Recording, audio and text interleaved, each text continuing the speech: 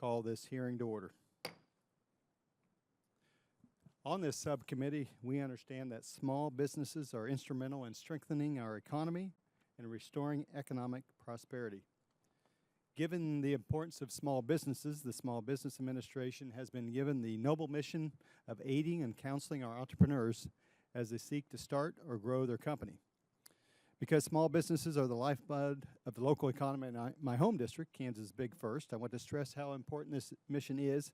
And note, as chairman of this subcommittee, I look forward to working with my colleagues on both sides of the aisle and the SBA moving forward. Last month, we began a series of hearings to examine the SBA's management deficiencies within various offices. And today's hearing will focus on the Office of Entrepreneurial Development and the Office of Veterans Business Development. Together, these two offices are primarily responsible for the entrepreneurial development programs meant to propel our small businesses. These efforts include statutorily authorized programs such as small business development centers. I believe we have some representatives here from those entities, SCORE, women's business centers, and veterans business outreach centers. In addition, these offices also oversee a plethora of SBA-created initiatives, including regional clusters, boots to business, and entrepreneurial education. The necessity of unauthorized SBA-created initiatives has frequently been questioned on a bipartisan basis by this committee. In the wake of the recent GAO report detailing SBA's management challenges, I'm concerned that SBA is continuing to prioritize its wish list rather than ensuring taxpayer dollars are carefully spent on programs with proven performance records. Today, we will hear from both the associate administrators of both these offices as they outline the resource management. This will allow us to examine how changes within these offices can ensure the SBA is effective in helping small firms without wasting federal funds on duplicative programs. Thank you, ladies, for both being here, and I will now yield to the ranking member for her opening remarks. Thank you, Mr. Chair. One of the most vital roles performed by Small Business Administration offices is providing aspiring entrepreneurs and existing businesses with valuable counseling and other technical assistance. The agency's portfolio of entrepreneurial development can provide critical resources to entrepreneurs in this regard. Whether it's creating a business plan, advice for navigating the procurement process, help marketing a new product, assistance with international trade, or any other myriad of topics, the SBA's entrepreneurial development programs can be invaluable for many small firms. It's so important these initiatives are functioning at their best to provide the highest quality of resources and services to small businesses across the country. The cornerstone of these programs is the agency's network of Small Business Development Centers, or SBDCs, spread throughout the nation. SBDCs offer small businesses with a broad range of entrepreneurial development services. 63 lead centers manage 900 outreach locations throughout the country. SBDCs are located at colleges, universities, chambers of commerce, and local economic development corporations, allowing them to harness local community resources. In a single year, Small Business Development Centers have helped 13,400 entrepreneurs launch new businesses, an average of 36 new businesses per day. 194,000 businesses received advice from SBDC, while 290,000 participants attended training sessions. In my district, we're fortunate enough to have two of these amazing centers servicing the San Gabriel Valley of Southern California. Clearly, SBDCs are leaving their mark as a vital part of our nation's entrepreneurial ecosystem. The SBA has also established efforts to connect young entrepreneurs with more experienced businessmen and women. The Service Corps of Retired Executives Program, or SCORE, uses a network of volunteers to provide time, mentoring, and expertise as business counselors. Traditionally, retired former executives have provided most volunteer counseling services, but there's been a recent trend towards diversification within this program. Lately, involvement from young business owners has greatly increased, and I'm hopeful that this trend strengthens the program for the future. Small businesses are as diverse as the makeup of our nation. As such, many of the SBA's counseling initiatives are targeted towards specific demographic groups in our entrepreneurial community. For instance, there are over 100 women business centers spread throughout the country. In 2014, these centers reached 130,000 clients and helped 700 new businesses get up and running. It's critical that this program remains robust and continues to flourish. Even though female entrepreneurship is on the rise, there remains significant gaps between men and women-owned businesses. One recent study found businesses owned by men averaged $726,000 in receipts versus $239,000 for women-owned firms. As more women turn to entrepreneurship as a career path, it's critical that this initiative remains in place to close gaps like this. Similarly, there are a number of SBA programs targeted to veterans, most notably the Veterans Business Outreach Centers. 78,000 of our veterans tapped into this initiative in a single year. As our brave service members separate from service and look to launch new enterprises, the VBOC program, along with Boots to Business and other veteran-oriented initiatives, can provide an important boost. With all of these programs, it's vital that taxpayer resources are being used to their maximum effect for our entrepreneurs. In its recent management review, the Government Accountability Office made recommendations for process improvements at the SBA, including with the Entrepreneurial Development Initiatives. I hope to hear today how SBA is making progress in that regard. I look forward to learning about the work SBA is doing to ensure all of these programs can be most impactful in connecting businesses in our communities with valuable resources. Entrepreneurs deserve all the help that they can get at SBA, and it can be instrumental in meeting that need. I'd like to thank the witnesses for being here and offering their insight, and I yield back. Thank you, Ranking Member Chu, for your opening statement. And if committee members have an opening statement prepared, I ask that they be submitted for the record. And for our witnesses, I'd like to take a moment to explain the timing lights for you. You will each have 5 minutes to deliver your testimony. The light will start out as green. When you have 1 minute remaining, the light will turn yellow. Finally, at the end of your 5 minutes, it will turn red. Please try to adhere to that limit. And so with that, our first witness is Tamika Montgomery. Thank you for being here, the Associate Administrator for Entrepreneurial Development within the Office of Entrepreneurial Development at the SBA. In this capacity, Ms. Montgomery is responsible for overseeing SBA's counseling and training programs for entrepreneurs. I appreciate you being with us today, and you may begin. Thank you, Chairman Hulskamp, Ranking Member Chu, and members of the subcommittee. Thank you for inviting me to testify before you today. I'm excited to share with you the important work of the Office of Entrepreneurial Development, which is responsible for programmatic oversight of the Small Business Development Centers, Women's Business Centers, SCORE program, as well as other targeted initiatives such as Emerging Leaders, Regional Innovation Clusters, the Learning Center, and Scale Up America.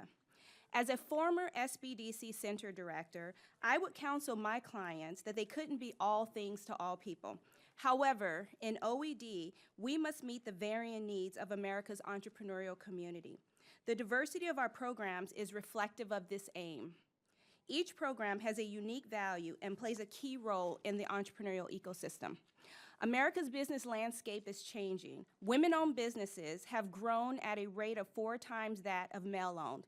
However, 90% of their companies don't have a single paid employee, and their average annual gross receipts are $144,000 compared to businesses owned by men, which generate $638,000. More concerning is that businesses owned by Black and Hispanic women generate, on average, $28,000 and $53,000 respectively. Our women's business centers serve a unique purpose by providing services that address the challenges of women entrepreneurs. Unlike any of our other programs, the WBC's core mission includes empowering low to moderate income women to become entrepreneurs. Currently, SBA manages 108 women's business centers that train and counsel over 140,000 clients annually. SCORE our office's longest-standing program, has been providing mentorship to business owners for more than 50 years. SCORE is powered by a core of 11,000 volunteer mentors who play a critical role in helping to fill knowledge gaps that entrepreneurs encounter as they start and grow their businesses. SCORE volunteers mentored offered more than 2 million hours to 349,000 clients last year. The SBDC program is our largest program with a footprint of more than 900 centers across the nation. SBDCs are uniquely suited to deliver long-term advising through ongoing one-on-one business services tailored to the needs of the business owner.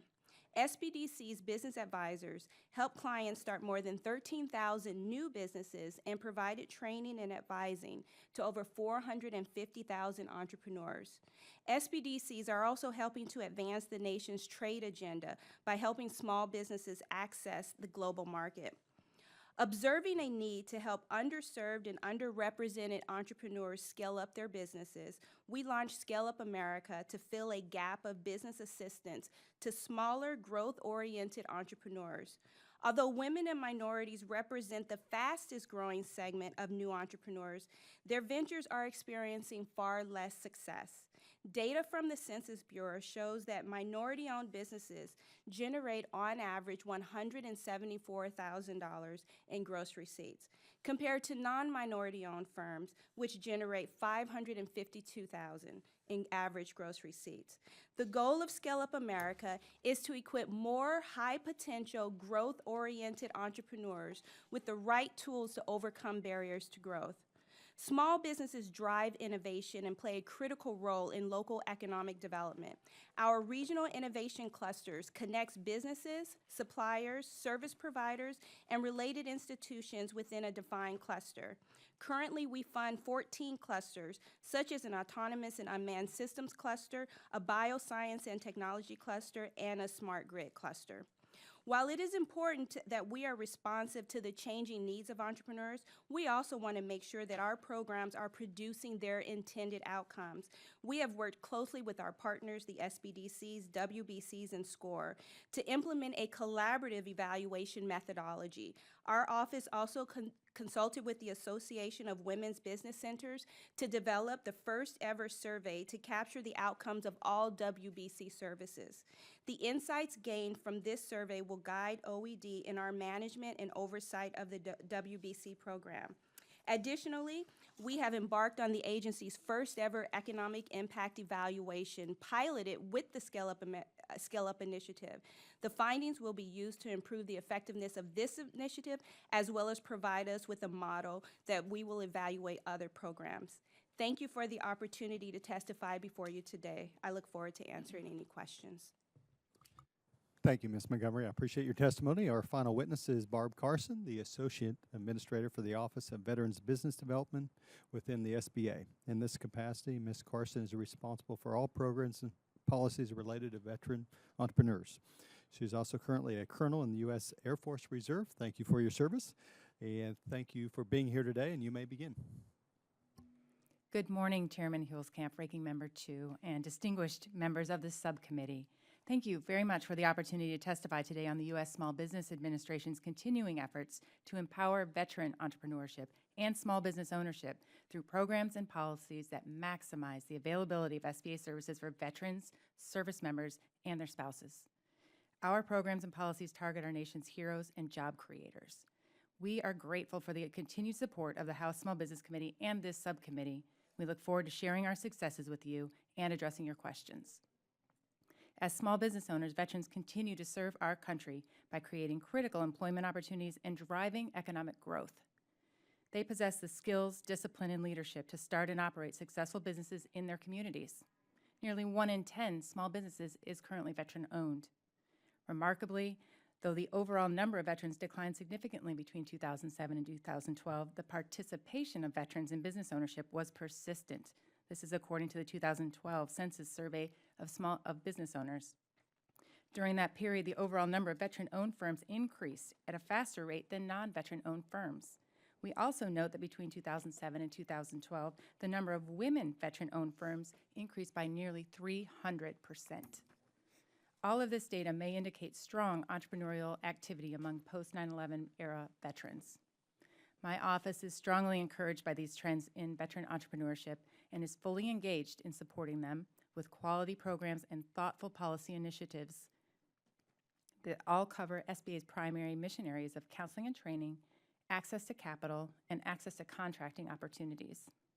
In fiscal year 2015, over 60,000 veterans received training and counseling from SBA's 15 Veterans Business Outreach Centers. A prominent and enduring focus of the VBOC program is providing transition assistance services via SBA's administration of the entrepreneurship track of the Department of Defense Transition Assistance Program, TAP, which we call Boots to Business. Working through the interagency governance of TAP, and with our partner support, we were able to deliver Boots to Business to over 14,000 service members and their spouses in fiscal year 2015. And over 35,000 have been trained since the program's launch in January of 2013. Through an efficient and effective cooperative agreement with the Institute for Veterans and Military Families at Syracuse University, we provide these services to those service members who are disadvantaged by having to transition from an overseas installation. This year, we reached several program milestones. First, we increased the percentage of modules being taught by VBOCs. Second, we implemented a Boots to Business specific outcomes assessment survey to determine the number and rate of business formation among the participants and get their feedback on the quality and future service needs. And third, we implemented an outreach campaign to increase the awareness and participation of military spouses, as well as service members who seek to prepare for transition earlier in their careers as part of the military life cycle model. And working with Congress and our partners, we are proud now to offer Boots to Business to veterans of any era and their families with a program extension that we call Boots to Business Reboot. SBA also supports comprehensive entrepreneurial development programs specifically designed for women, veterans, and for service-disabled veterans. Over 65% of the graduates of these programs have started their own businesses. In fiscal year 2016, SBA will sustain the SBA Veterans Advantage program and waive fees for veterans and their families who qualify for SBA Express 7A guaranteed loans of $350,000 and below, and reduce fees by half for SBA 7A guaranteed loans between $150,000 and $5 million. In 2015, lenders utilized SBA 7A and 504 loan programs to make over 3,300 loans, totaling more than $1.38 billion to veteran-owned businesses. That is an 80% increase over 2014. In the area of federal contracting, the federal government in 2014 again exceeded the 3% goal for contracting with service-disabled veteran-owned small businesses. This was the third straight year. In 2016, my office is expanding its engagement strategy to federal agency offices of small and disadvantaged business utilization to ensure the service-disabled veteran small business opportunities continue to grow. My office empowers veteran entrepreneurs who seek federal procurement opportunities by building their capacity to compete and win contracts. SBA, through a cooperative agreement with the Montgomery County Chamber of Commerce Foundation, Veterans Institute for Procurement, VIP, is how we do this. VIP is an accelerator-like in-residence educational training program for veteran-owned businesses, which is instructed by private sector experts, government officials, and agency representatives. I thank you very much for the opportunity to testify before your committee today. By supporting our work, you are mandating that the U.S. government does all it should to provide American dream of business ownership to those that have fought and continue to fight to every day to protect it. Thank you. Thank you, Ms. Carson, for your testimony, and Ms. Montgomery. And we will begin questions. I first yield myself 5 minutes, and have a number of questions in your testimony. Both of you have identified a number of data points, certainly plenty of numbers, and performance metrics are obviously critical for Congress and agencies to evaluate programs, oftentimes competing programs in the same agency. It's my understanding that the Entrepreneurial Development Management Information System, EDMIS, is the performance database used by the SBA, but the recent upgrade has been essentially a failure. This is very troubling to me. First, who is responsible for overseeing this contract and getting the system updated? And second, what is the current status of EDMIS, and what are the plans to update the system? And third, what conversations have you had with your resource partners about EDMIS? And with that, we'll start, I guess, with Ms. Montgomery. If you can answer all the above questions or whatever you can answer, then we'll see what Ms. Carson thinks about that. So with that, please answer the question. Thank you for your question. Yes, EDMIS is our system in which we capture data. Really, it's output data from our partners. And so what that means is we capture the number of clients that our clients or our resource partners serve. We recognize that EDMIS needs an upgrade. Currently, there is not a contract. To answer your second question, currently there is not an existing contract. Previously, there was an existing contract, and we recognized that the system that was being developed was not meeting the needs of our agency. And so now what we are doing moving forward is that we have brought on someone on our team who is solely committed to EDMIS, understanding what the challenges are, and then also helping us to identify what the correct path forward will be to improve the system and make sure that it's a system that is not only effective for SBA in capturing the data that we need, but then also for our resource partners inputting their data. So the upgrade that I discussed that had already happened, you abandoned that and are looking at another upgrade or trying to actually finish the upgrade, is that correct? Correct. It's been over, last year is when that particular upgrade had ceased. And who was in charge of I managing the was. upgrade? I was. And now you've filled a management position that will be directly responsible for this upgrade. And how much did you spend on the failed upgrade? And what are you anticipating to ask for Congress? How many dollars to do the upgrade right this time? Yeah. So one of the things that the initial contract was about $1 million for the initial upgrade. That contract had been moving forward prior to my moving into the role. However, it was clear that, as I said before, the system was not, that was being developed was not going to be effective, and so we stopped it so as not to continue to waste government resources. As for how it will look moving forward, our team member is looking at the existing system and will offer recommendations on whether or not, does it require an upgrade to the existing system? Do we look to an off-the-shelf system? Do we create a new system? Or could it be a combination of those? We don't know yet, but we have a person on the team who's working on identifying what the correct path forward is on EDMIS. And if the upgrade failed, how do you compare the performance between, obviously, the statutorily authorized programs and these other initiatives that haven't been approved by Congress? How are you able to say which ones are actually working? Yeah. So as I said earlier, EDMIS is a system that captures outputs. It is not an effective system to develop or to identify performance metrics or to evaluate the effectiveness of programs. And so what we have done is we have been working with a third-party evaluator, and that, as I mentioned, our third-party evaluator has worked with our resource partners to come up with common performance metrics. We use our third-party evaluator to evaluate our regional innovation clusters programs as well. I'm confused. Yes. So you have performance metrics outside the performance metric database, and you use that to evaluate the effectiveness of these programs? I'm a little confused. So what's the purpose of the database?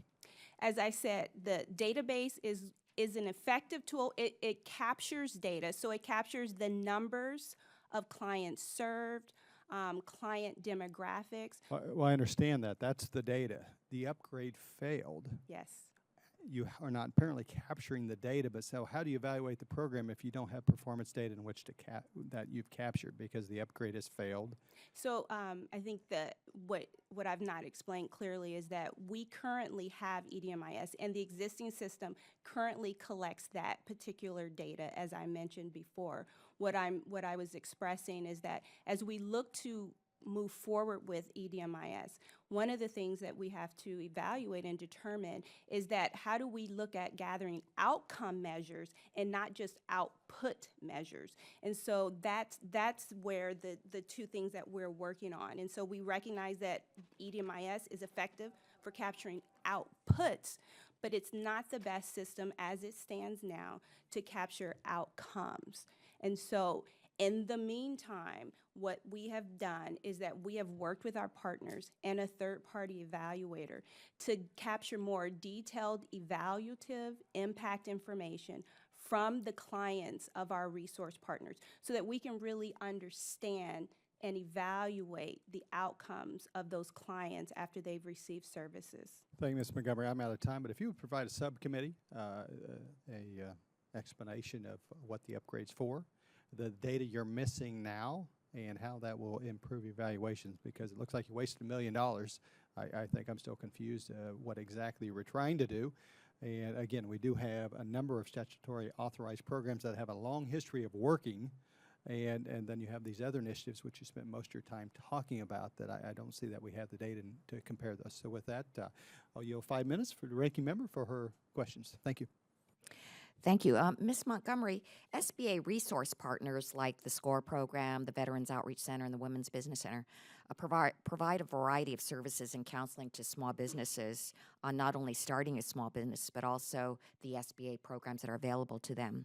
And while these programs are constantly changing, SBA must also provide outreach about programmatic changes. In testimony, this committee's learned that the SBA has a way to go to successfully communicate with these partners. What steps is your office taking to increase the communication with SBA's resource partners? Well, our resource partners are our direct grantees, and so as such, our program offices are in constant communications with our grantees, whether they are weekly, regular calls, for example, on the SBDC side with the state directors, or with our WBCs. We also host, with all of our resource partners collaboratively, we host quarterly resource partner calls in which we bring on the administrator to talk about what things are happening within the agency from a more broader level perspective, and we bring in some of the other offices to also come in and speak to our resource partners. Okay.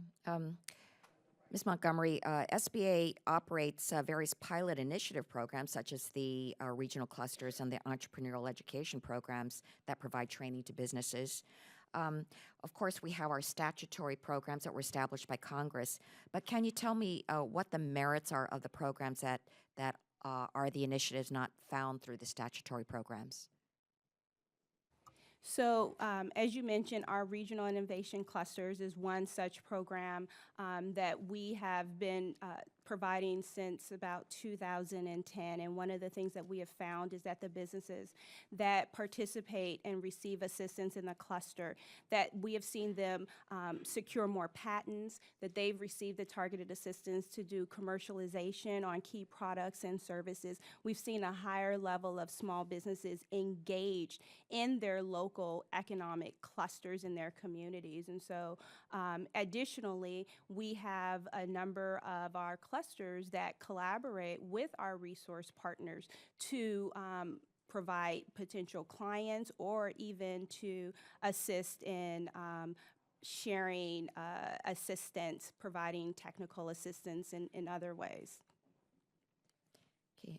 Ms. Carson, I am a fan of the Boots to Business program because I think it provides resources to our veterans at a very critical time in their lives. And I know before that there was not that on-hands training before soldiers left their assignments and went out into the world, but the Boots to Business really corrects that, and they get that training before they leave.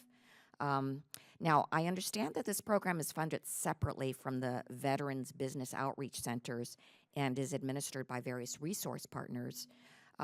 With VBOCs having the specific mission of aiding our veterans with business training, has your office considered moving the program over to these centers fully? Thank you for your question. Until through fiscal year of 2015, you're correct. The appropriation was in two separate categories, Veteran Business Outreach Center and Boots to Business. In fiscal year 16, that will no longer be the case. And so we can properly a resource as needed. However, there are only 15 Veteran Business Outreach Centers at this time, not nearly enough to serve the 160 plus military installations that we're serving with Boots to Business around the world. Though we are focused, as I said in testimony, that VBOCs need to increase their participation in Boots to Business delivery, as that is, by statute, their primary responsibility to serve the transitioning service member. So what does that mean if you have only 15 VBOCs? It means that my goal is to expand the Veteran Business Outreach Center program so that they can take a larger role across the United States. But with the number of installations we have, which is over 150, I cannot possibly serve them solely with Veteran Business Outreach Centers, which is why I'm very proud that we have grant relationships with SBDC, SCORE, and Women's Business Centers, because the diversity of that delivery model of Boots to Business at installations introduces service members to all the resources that they have in their community. Do you think it would be more efficient for VBLCs to administer the program, or would it be more difficult to do so, considering the number of installations that there are around the world? As you said, the number of them within the United States makes it impossible at this time to serve solely with Veteran Business Outreach Centers, and I think there are benefits to the diversity of the delivery among all resource partners. That is SBA, and they get an introduction to our full community. Thank you, and I yield back. Thank you, Ranking Member. Next, I'll recognize Representative Kelly for 5 minutes. First of all, Ms. Carson, Colonel Carson, thank you for your service. I think that citizen soldiers are the backbone of this nation and have been since predating 1776, so thank you for your service. In August, I had the privilege of attending and operating the VBOC at Mississippi State University. At Mississippi State University VBOC website, there are two main training programs being advertised: Boots to Business and Veterans Institute for Procurement, VIP. While Boots to Business is administered locally, VIP is administered at a centralized location. Mississippi State University currently administers veteran entrepreneurial services to Tennessee, Mississippi, Alabama, and Louisiana. Getting our veteran entrepreneurs from Region 4 to the Potomac of Maryland, where the VIP is held, is cost prohibitive to many of my veterans. Ms. Carson, is your office working on a way to bring the VIP program to other places besides Maryland? Thank you, sir, for your question.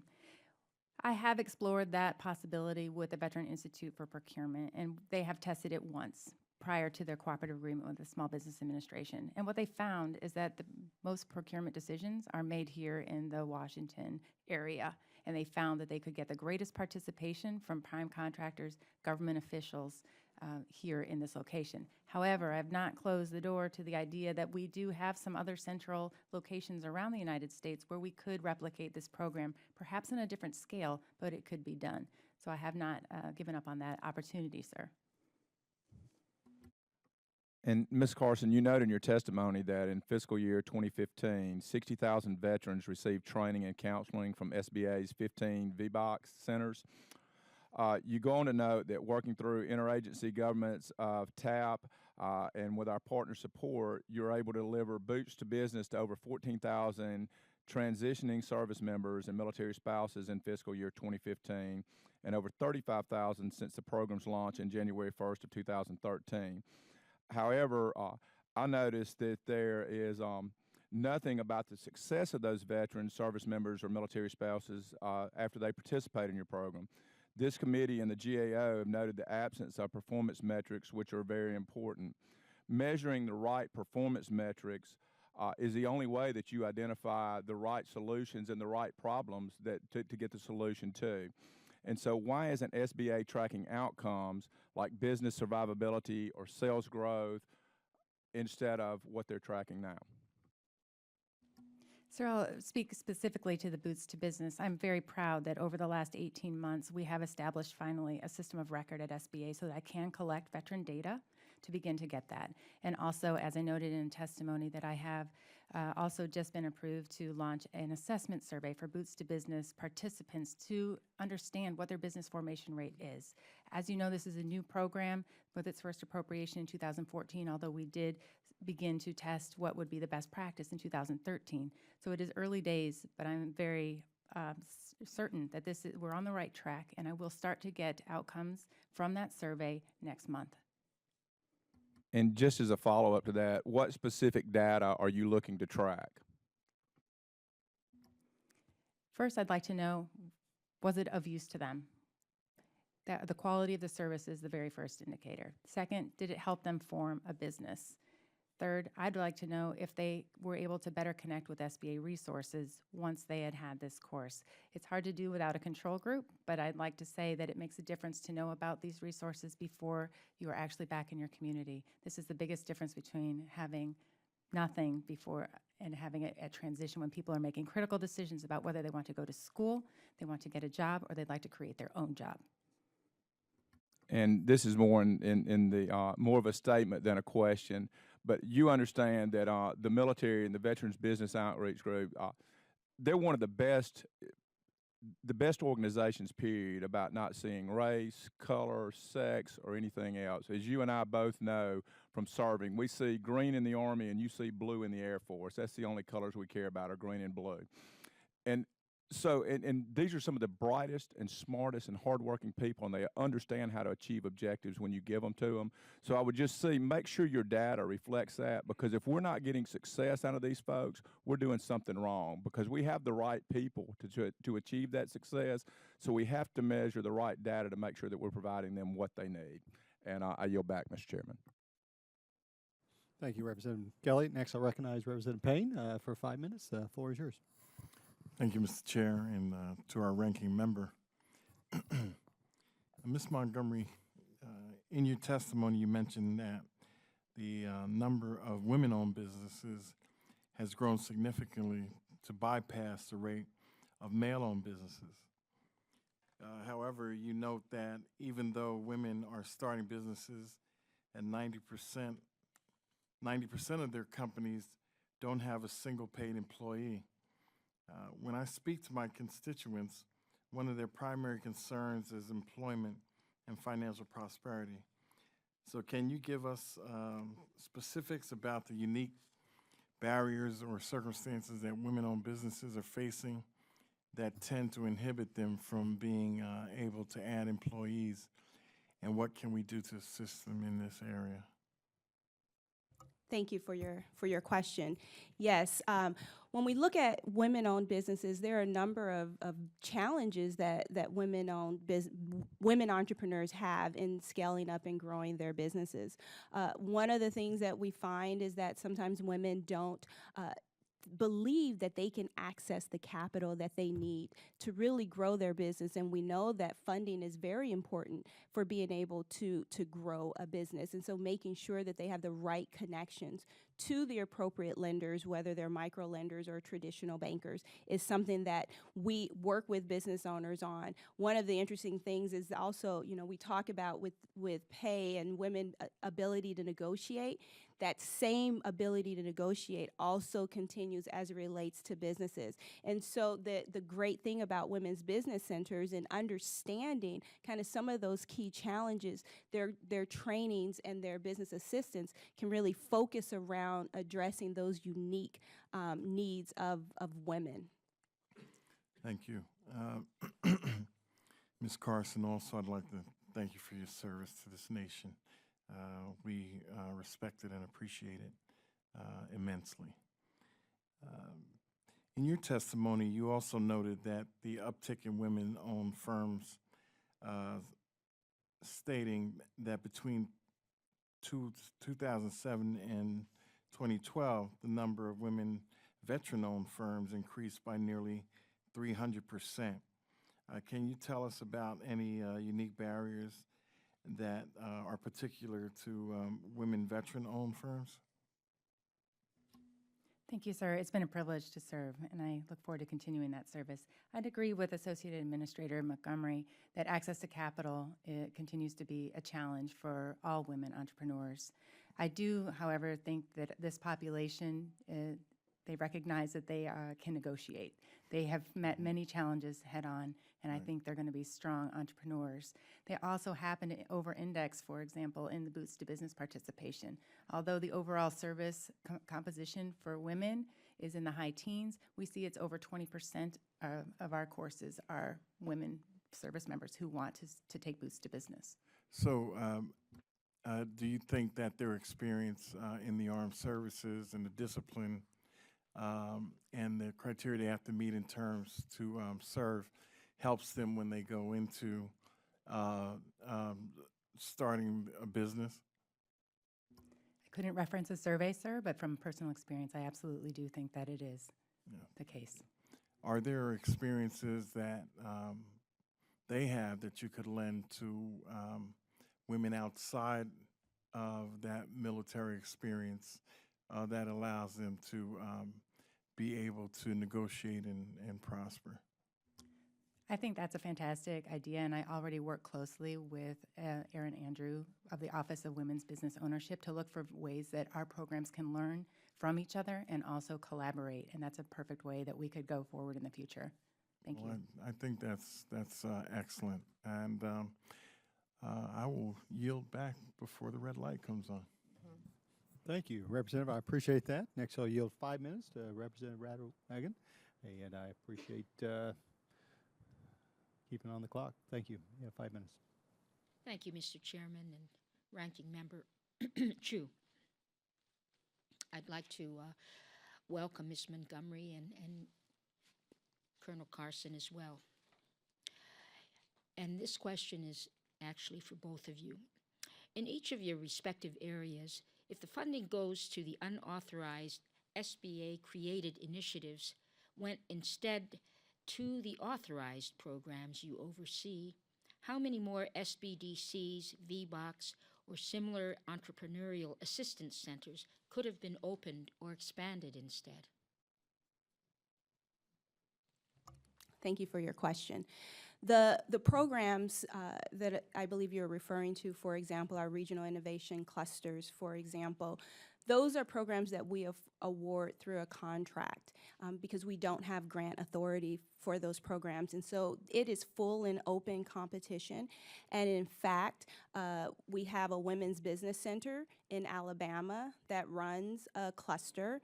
On our Scale Up initiative, we have a number of small business development centers that are actually the awardees of that particular program. And so they are delivering that service, as well as we have some WBCs. But all of our programs, all of our resource partners have the ability or are able to pursue those opportunities with us. There's nothing that prohibits them from going after those funding. As a follow-up, could the U.S. territories who are underserved by the SBA have been a possible location?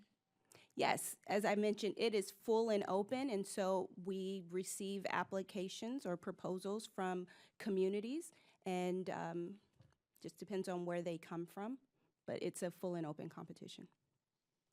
Colonel Carson, any comments? Yes, I want to make sure that I understand the question that you asked first. But if you're speaking of programs, the unauthorized program perception of Boots to Business, is that the one that you would refer to, ma'am? And others, yes. And others, okay. In my case, then, we do have a statutory responsibility to participate in transition assistance programs with the Department of Defense. We do happen to call it Boots to Business. I believe that we are really efficiently providing that program at minimum cost, that it would still, even with great appropriation, I can have full and open competitions for more veteran business outreach centers, but I cannot do it fully in that manner to serve the transitioning service member population. But like Associate Administrator Montgomery, we do have fully open and competitive process for grants for those resource partners. Thank you. Thank you, Mr. Chairman. I yield back.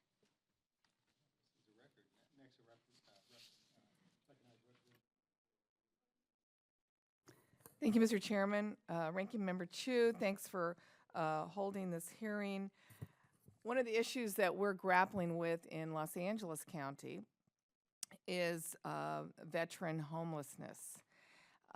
And we have, at the last count, approximately 4,000 to 5,000 homeless veterans in Los Angeles County. Last week, Secretary McDonald of the VA came out to put his stamp of approval on a new master plan for the West LA VA Center, which will provide housing to get our veterans off the streets. But it's also going to be a place where more resources for the veterans are able to be accessed. Health, legal services, addiction treatment, but also there's a portion of it that they're talking about the idea of helping veterans become entrepreneurs. Because I think part of the new thinking is it's one thing to get our veterans off the street. It's another thing to prevent further homelessness by, helping them start a business. So I think this is the sort of model that makes sense really around the country. So, Colonel Carson, I was going to ask you, the SBA has versions of these kinds of resource hubs in the form of the 15 veteran outreach centers across the nation. But apparently the only center in California is up in Sacramento. And the majority of veterans live in Southern California, and most of those live in Los Angeles County. So since employment and entrepreneurship are other venues to prevent homelessness, how can you assure me that the veterans in Southern California are getting the training and resources and counseling that you're speaking about in these resource centers, and how and what is the SBA and the Office of Veterans Business Development doing to reach out to the veterans in Southern California? We're almost like two states in California, Northern California, Southern California. We have the most population in Southern California. Yes, I recognize that that is a challenge, and in not being able to cover every state as fully as we would hope is a gap that I must address, and I continue to do so. So it is a full and open competition for veteran business outreach centers, and the one in Sacramento was quite competitive. I do share your concern that the veterans in Southern California must get the attention and service that they deserve. So I do count on veteran business outreach centers, all of them, not just in California, to be excellent resource integrators, to make sure that we know of all the resources that are available to veterans, both through the SBA district offices in Southern California, the resource partners there. And I will also say that I am finalizing a plan right now to expand the Veteran Business Outreach Center network because of an increase in appropriation. That is not yet final. Do you have a sense that the Southern California veterans are accessing the resource center in Sacramento? Yes, I do, but I know I can do more. And because the Veteran Business Outreach Center mission is tied, really, the focus is on transitioning service members. You also have a high number of military installations there. And now I have better data, since we have been running the Boots to Business program, to understand the demand, to understand the existing veteran population and how we can better serve it. So I look forward to making a lot of progress. Thank you. And I do think we have a great opportunity here, because certainly for all of us, just the humane response is to, get veterans and others off the streets into shelter. But long term, I think we have a great opportunity, whether it's women and minority-owned businesses, veterans-owned. Women veterans is a huge issue, and I think we have a great opportunity to transition them into the idea of being an entrepreneur and starting their own business, and thus really dictating the outcome of their own lives. So I think you have a real opportunity, and I'd like to see you kind of look into this West Los Angeles VA Center and see if that might not be something that you could partner with.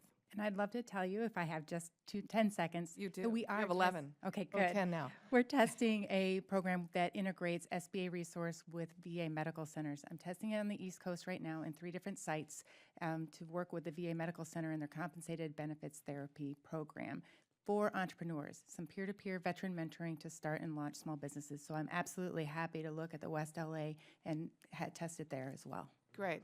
Thank you. Thank you. Next, I recognize Representative Bratt for 5 minutes. Oh, thank you, Chairman. Thank you both for being with us today. I taught economics for 20 years to college kids, and so I'm interested in all this entrepreneur stuff, and I'm all in favor of it. But whenever I see entrepreneur development, I almost get a little nervy, because Adam Smith is my hero, right, in The Invisible Hand.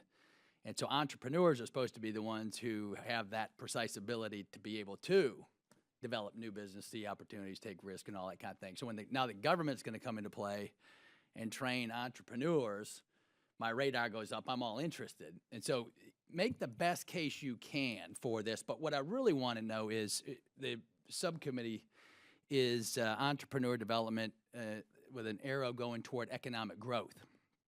We're not doing so hot. Last quarter was 0.7% economic growth.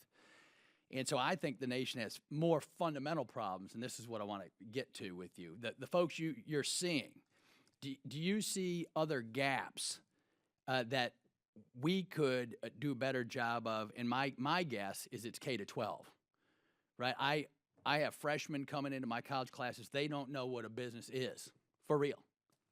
I have seniors going out sometimes that don't know what a business is. And then you guys get, and I get, and grad schools get, people that want to be entrepreneurs, they don't know what a business is. And in higher ed, 90% of faculty think business is evil. That's kind of tongue-in-cheek, right? But some of my colleagues are not in love with business. And so are you seeing any gaps where if we want to do the best thing for the people that are coming to you, to be entrepreneurs, I want them to be entrepreneurs, right? Business is the only shot the kids have, right? That's the only shot for success. So we all want to make that happen. What are there major gaps in skills and resumes that we can do a better job of so that when they come to you, they're ready to go? And I'll just kind of set off with that question for both of you, whoever wants to go first. Thank you for your question. I think you speak to something that's really interesting in that, how do we cultivate an entrepreneurial mindset much earlier? And I think that is important because I think it does, K through 12 is a great opportunity and a great time to get young people thinking in that way. And at SBA, we have been working on reaching out to millennials because we know that while millennials are the largest age cohort, they are actually starting businesses at a far lower rate than previous generations. And so I do think we have a great opportunity to inject and introduce entrepreneurship earlier than even the millennials. So there is an opportunity there that could help in the long term spur innovation and entrepreneurship here in our nation. Sir, the population that I serve obviously is not younger than 18 years old, but there are definitely some benefits to veteran experience, and I would say those are assessing risk, discipline, and responsibility for one's actions, and those are essential to running a successful small business. Where I still see room for growth is a focus on business finance and personal finance as well, and recognizing the decisions that one makes as a young adult could have a serious complications for them as they try to start and grow a business. That's good. Anything curriculum-wise, any missing gaps? I mean, if I tell my students, look, if you love plays and the arts and music or whatever, good. Follow your passion. Make sure you got to do that, right? But minor in accounting, right? So, I mean, you got to do both, right? And do, some Excel spreadsheets and learn about a web design or whatever, right? And you just give them this package, and if they don't have it, they're going to be hurting. Any just obvious shortfalls where we have to, you gave some skills analyzing risk and courage, and all, yeah, those are great virtues, but they're not sufficient. And so what I'm trying to get at, what's the minimum, or any in the schools, what can we really focus on to fill in some of these gaps? I know that some of our women's business centers, as well as some of our small business development centers, recognize that gap, and they have been engaging from a high school perspective, taking young people through a curriculum that talks about more around entrepreneurial mindset, because the likelihood that that young person who's in high school is going to actually start a business, rather, how do we help that individual have the mindset so that whether or not in the future they choose to start a business or they go work for someone, they have an entrepreneurial approach that helps them to be more effective, and in any situation and in the future, when they come to the point of wanting to start a business, they can pull on what they've learned. And so I know, like I said, we have WBCs and SBDCs that have already begun to provide that type of service through training to young people across the nation. That's great. And I went over time, but I was testing you both. I can tell you both actually like business. So thank you very much. Very good. Next, I'll recognize Representative Clark for 5 minutes. Thank you, Mr. Chairman, and I thank our ranking member. I thank our witnesses here today. Ms. Carson, in your testimony, you mentioned the Veterans Institute for Procurement program, which you noted is instructed by private sector experts and government officials. Could you expand a bit more on this program and how long it has been in place and what kinds of successes you've achieved? Yes, ma'am. Thank you for your questions. I'm very proud of this program, VIP. It is, as you said, Montgomery County Chamber of Commerce Foundation, and it has been running for a number of years, but SBA has been involved as a cooperative agreement for we're on our second year. So the format of the program is it's at no cost to the veteran business. It is at a facility for 3 days. It's intensive. It's 27 hours of learning. That 80% of the attendees say that they make significant changes to their business practices after they have left the program. And the combination of instruction is there are prime contractors who give of their time to come and tell veteran business owners what would make them more competitive, the things that they're not doing that they could be doing, and what the landscape looks like for procurement, which is why it is central to this area where most of those big decisions are made. The agency officials that we bring in they can be SBA Procurement Center representatives, they could be individual procurement decision makers themselves, and they're also leaders like myself, the 8A program, so they get a full rounded perspective of everyone who's in the procurement landscape. So since your partnership, have you been able to sort of chart successes in actually obtaining contracts from individuals who've attended these intensive programs? That is at the 1 year point after going to the program, those participants are surveyed, and we did just receive one, so I'm happy to provide that to you. Okay, very well. Thank you.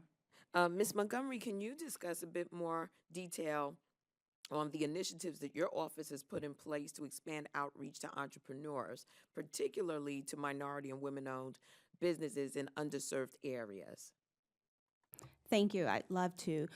One program and it's not really a program, but it is an initiative that we recently launched, and we partnered with the National Association of Government Guaranteed Lenders, recognizing that there are in underserved communities individuals, obviously, who want to start a business but don't know where to go, and they don't have the relationship necessarily with SBA. They've not been introduced to SBA. And so what we've developed in partnership with NAGO is called the Business Smart Toolkit.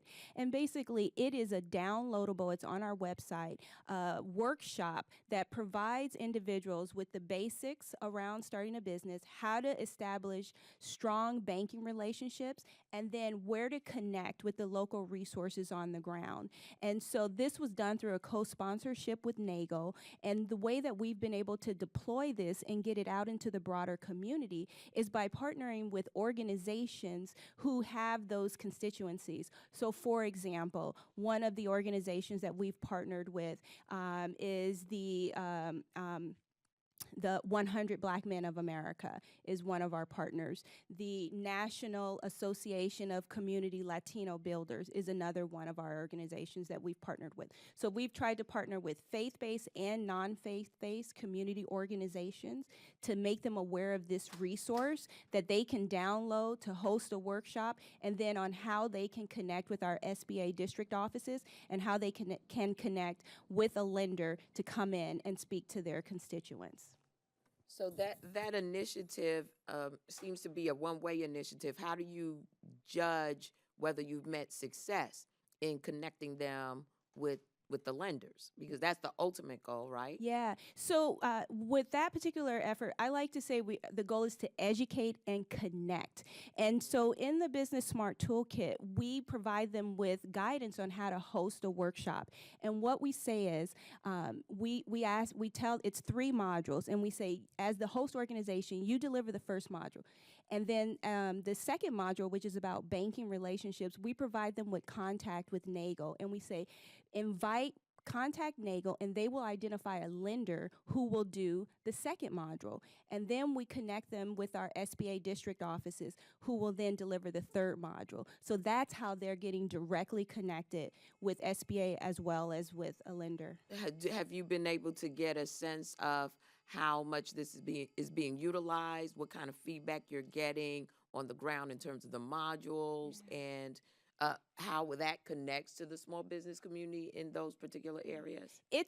We recently launched the Business Smart Toolkit in October of this year, and so it is just October of last year, excuse me. So it is just getting out into the broader community, and so, but the feedback that I've heard has been great, that people really like the information, that those organizations who are downloading it and using it, that they feel like the content is written at the right level, that it really does help them to connect their constituents with our resources, with SBA and with bankers. So we're getting great feedback, but it's still new. Still young. Yeah. Okay. Thank you, Mr. Chairman. I yield back. Thank you, Subcommittee. I want to follow up, though, on one last question. I'm trying to understand, Ms. Montgomery, your statement about your authorization for the grants, the competitive grants, and if you provide committee documentation of your understanding where you have that authority. And also remind you of the request for your performance matrix and the data that you're using for comparative purposes. So, but it's evident to me that both this subcommittee and the SBA want to bolster the growth and development of entrepreneurs. However, our main concern that mismanagement at the SBA is resulting in the prioritization of its own initiatives rather than ensuring scarce taxpayer dollars are carefully spent on the most effective programs with proven metrics. I hope that today's hearing will inspire the SBA to re-examine their efforts to truly align with GAO's recommendations and benefit our small businesses. And then lastly, I ask unanimous consent that members have 5 legislative days to submit statements and supporting materials for the record. Without objection, so ordered. This hearing is now adjourned.